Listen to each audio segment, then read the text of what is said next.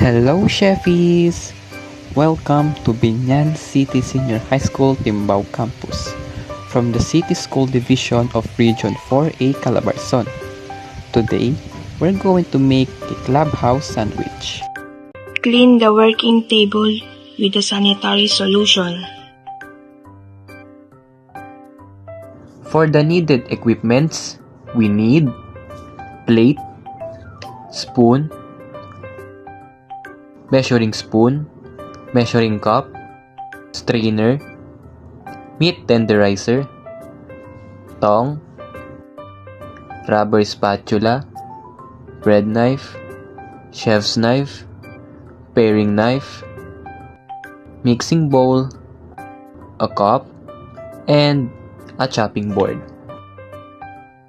For the needed ingredients, we need bread, butter. Since lettuce was unavailable, we use cabbage as a substitute. Ham, bacon, chicken, 2 pieces of egg, 2 pieces of tomato, lemon, 3 tablespoons of mayonnaise, 1 tablespoon of sugar, 1 teaspoon of salt, 1 teaspoon of pepper, and 1/2 teaspoon of sesame oil.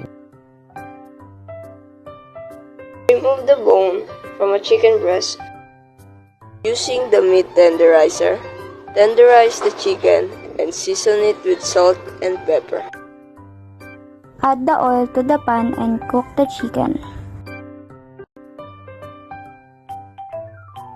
Cook the bacon until crispy and arrange the bacon to a single layer and cook 3 to 5 minutes on each side. Crack and beat the egg. Put the oil in the pan and spread it evenly. Pour the beaten egg and cook until fully set. Then fry the ham. Cut the lemon into 2 pieces. Slice the tomato into thin, even pieces.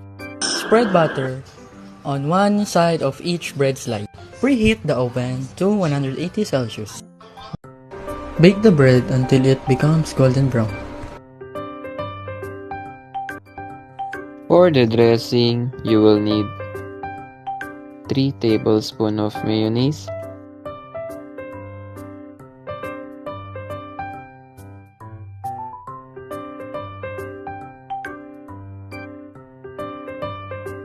3 tablespoons of sugar, 1 teaspoon of salt, 1 teaspoon of pepper, 1/2 teaspoon of sesame oil, and 2 teaspoons of lemon. Mix it well until all the ingredients are combined. Assemble the sandwich.